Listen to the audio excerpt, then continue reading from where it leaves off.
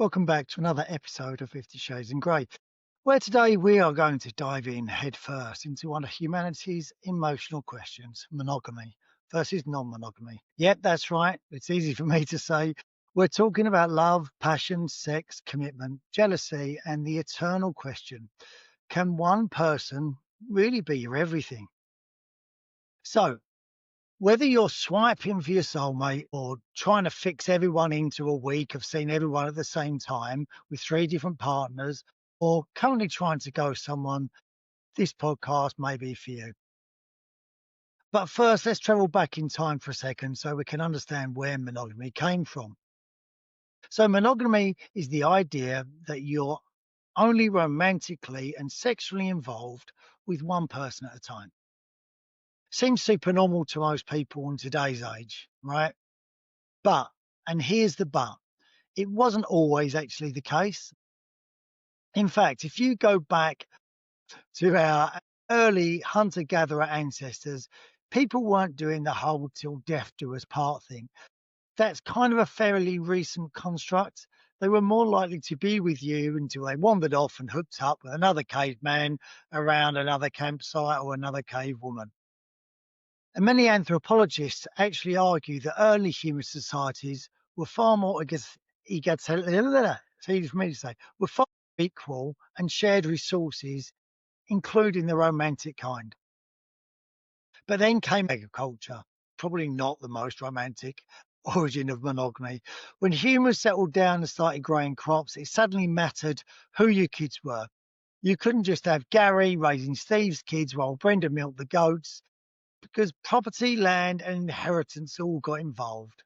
All boils down to money. And suddenly there was the concept of monogamy. If you then fast forward through a few thousand years, we are now in a world where monogamy is the standard. And it's not the universal standard, I might add, but nevertheless the standard and expectation all the same. But, and I say this is a big but, monogamy might be common, but does this mean it's a natural thing or the better thing? Or is it just the easier thing? So whatever is monogamy, is it sexual monogamy in that you sleep with one person, only one person, or that you just only have romantic feelings for one person? Or is it both? In theory, you love one person. You make each other laugh, you're intimate with them only, you grow old together, and maybe you die within weeks of each other.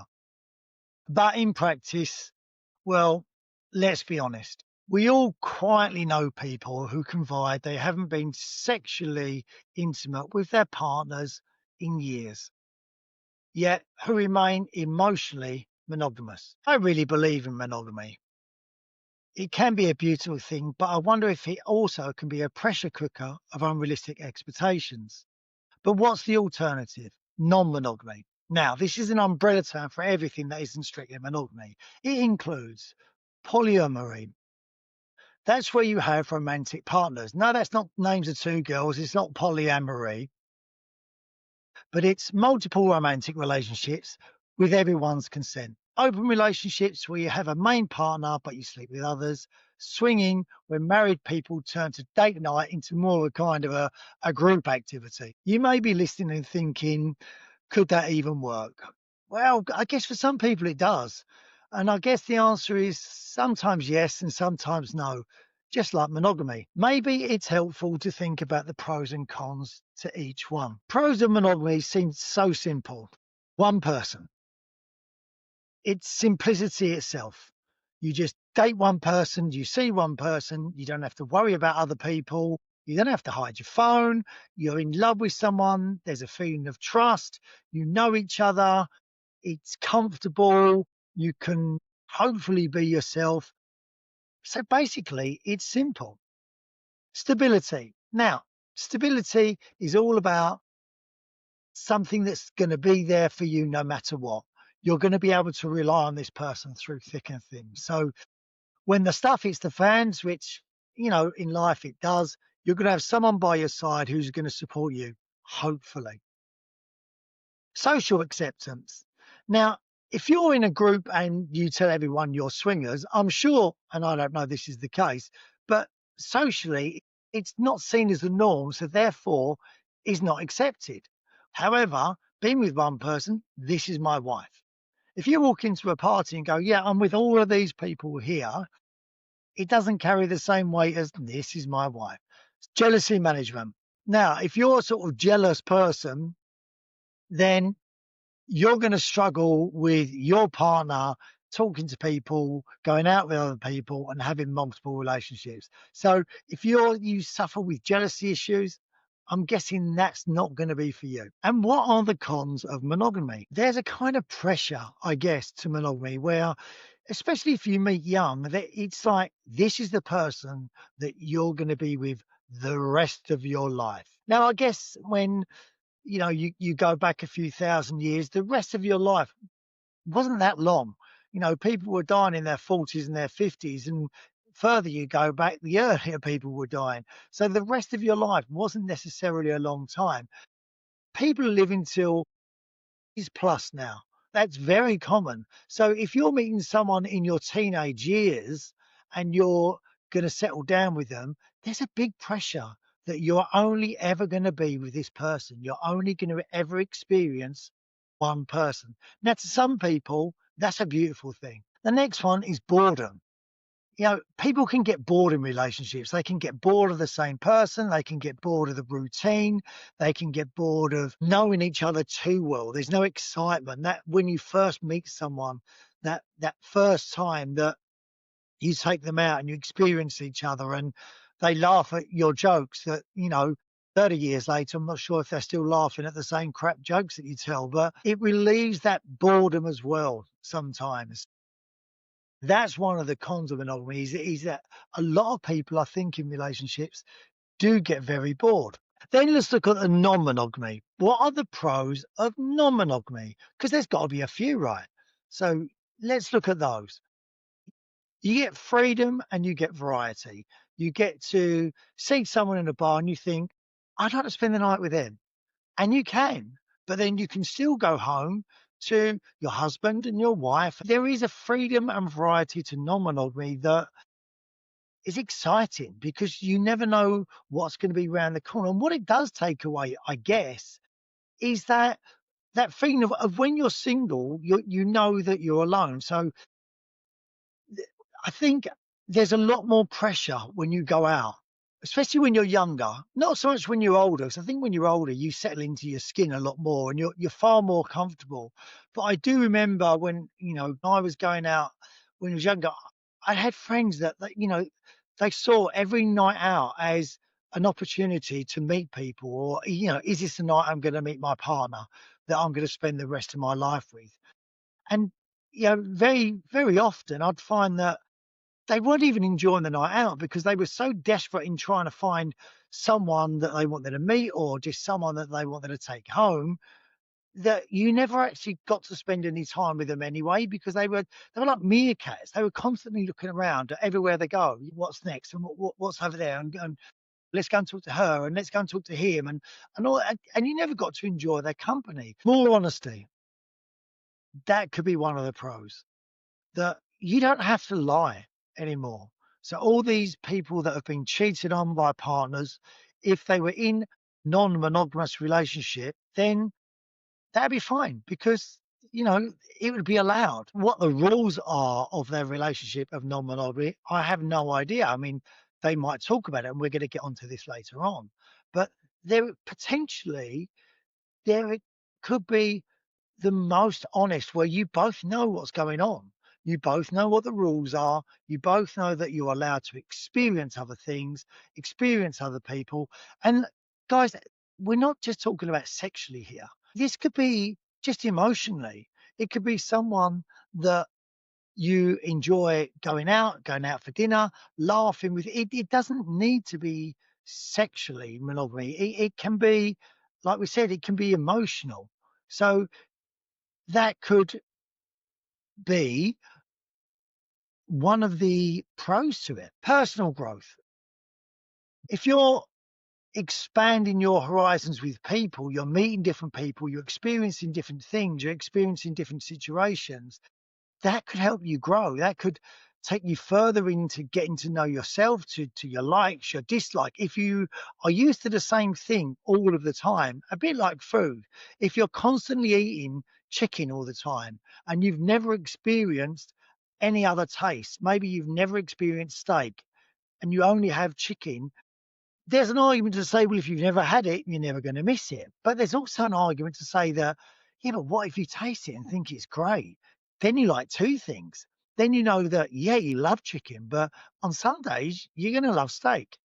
So there is the aspect of personal growth, and your personal journey can be more fulfilling. So, what are the cons of non monogamy? Scheduling hell. It must be a nightmare. It's hard enough trying to fit one person into your life and do that well, rather than having two or three different people and remembering all the details that you need to remember for more than one person. Two, you need to know where you're going in the evening. Then you're trying to fit in things for yourself. I can only imagine you're constantly running around if you're in non-monogamous relationships, and it must be exhausting at times where you just think, "Oh God, this is great at times, but it's so complicated." We all know that those feelings of when, you were younger and maybe you were dating two or three people at the same time, that texting people back, remembering conversations, and then having your phone on silent when you were with other people and hiding your phone and making sure messages don't come through at the wrong time. And we all have got friends that have had stories of when messages have come through and their partners are sitting next to them and it goes horribly wrong. So the scheduling hell for that, that must be an absolute nightmare. Jealousy. There's still got to be jealousy exists, because I don't see how in a non-monogamous relationship, if you're with someone that you care about and you've both said, we're going to agree to see other people, and they're both fine with that, there must still be a jealousy. Because if you've got these deep feelings for someone and that you know that they've been with someone else, do you not think, do they enjoy their company more than me? Do they find this person more entertaining than me? Do they find them sexier than me? Do they find them funnier than me? There must always be that thought in your mind that, where jealousy must still, to a certain degree, just still exist. Social judgment. You know, you're going to be judged socially if you're honest about it. And listen, if you're not going to be honest about it, you're kind of doing it in secret anyway. So you're hiding it. And then it may just be for you and your partner to know. I don't know, but maybe you'll find yourself having to hide who you really are because you're worried about social judgment. Isn't that to the detriment of what you both believe in? Or, well, I guess it's no one else's business what you both do. If you're fully behind that idea of this is right for us, would you not tell people socially, or would you only tell people socially that had the same kind of thinking as you? I don't know. The emotional labor must be intensive, and just must be tiring, surely, because you're dealing with all of these sort of cons to everything all the time. And it must be hard work. I can only imagine it being really hard work. So there is the emotional labor to it as well. So which one is really better? So this is where we're going to get a little bit deeper with it, I think, and have a look at it, because I'd want to be in a situation where I was just with one person, and it is about trust, because I can't imagine being with a person that I think that much about, knowing that they're with other people. I'd find that very hard for me. And I think you must have to be a certain type of character. But even if you are a certain type of character, I find that there's always risk with this. Because, yes, let's look at it that you both decide that you're going to be swingers. Okay. And you're going to parties and you're throwing your keys in the middle or whatever it may be. You both go off and you both have fun with things, and you come back together because you both love each other, and it's just a physical thing. But when does physical cross over to emotional? That's the crux of it with me, because yes, it can be physical, and if you look back over your relationships over all of the years, a lot of relationships are physical until they're not. They become emotional because we've all had physical relationships that when the emotional connection's not there, that's all they are. They just become physical. And that's great, but you do kind of get bored with it after a while because if you're not connecting with someone on other levels and you're not in tune with someone else, then you tend to go the other way because you've got too many disparities between you, the way that you think. We said this before, your morals. You know, you could be going out with someone that's the hottest guy in the world, the hottest girl in the world. But if you go out to dinner with them and you find them rude, it's just going to annoy you. And then eventually the hotness of that person starts to wear off because you start to see them as a person that you just don't get along with. And then you just think, they're not as attractive to me anymore. But at the same time, there's probably people that you've first met where you think they're really nice, but I'm not interested. And then as you get to know them, you find yourself becoming more and more interested in them because you get to know them on a deeper level. And then they becoming looking hot to you. And then you're more attracted to them. Now, there's always the danger for me with the non-monogamy that sooner or later, one of you, either you or your partner, are going to have a physical attraction that's going to cross over to something that's more emotional. And what happens then?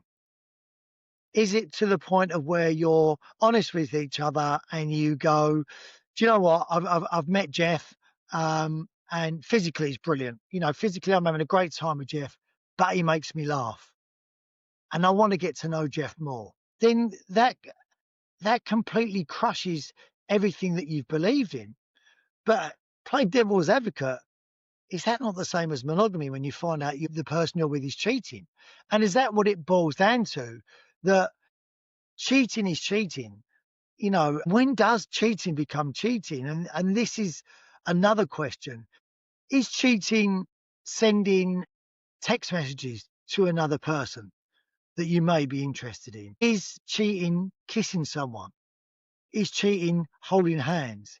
Is cheating going on a date where nothing happens? Does it count as cheating if you sleep in the same bed with someone with your clothes on, but you don't touch each other, nothing happens?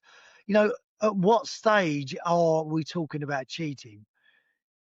At what stage are people comfortable? And I think this is a relationship thing. I think everyone in their relationship will probably have a discussion at times where they both agree on the boundaries of their relationships. And is that all we're talking about with monogamy versus non-monogamy? Are we talking about boundaries? That some people's boundaries are you don't text anyone, you don't look at anyone, you have no interest in anyone but me. And are some people's boundaries you can have physical relationships with someone, but as soon as they become emotional relationships with someone, that's cheating. So is monogamy, non-monogamy just where we draw the lines? Is it all of the same thing? It's just where you and your partner draw a line in the sand and say, you don't go over that. And if you do go over that, then we've got a problem. So is that what we're talking about? And is that what we've come to? That, and maybe that's the nice thing about it, that your partners are people that we go back to in the last podcast that you have the same morals as, you have the same thought processes, and you have the same standards, and you think likewise. So is it about finding someone that reflects everything in you, and then they are your one? So is the one for you exactly the one for you? Is it Jeff and Dawn that, you know, are quite happy that they can have physical relationships with other people because they know that they've got each other. And if they go over that line in the sand where it becomes emotional with someone else, then that's cheating. And then that's the same as Fred and Brenda, who just say, you're not allowed to text anyone. And one of them finds out that they've been texting someone else. Nothing has happened, but they've crossed the line and then they've got problems. So they both have ended up in the same place with different rules, but they've both ended up in the same place because it's about that line in the sand. It's about where you draw that line in the sand with your partner.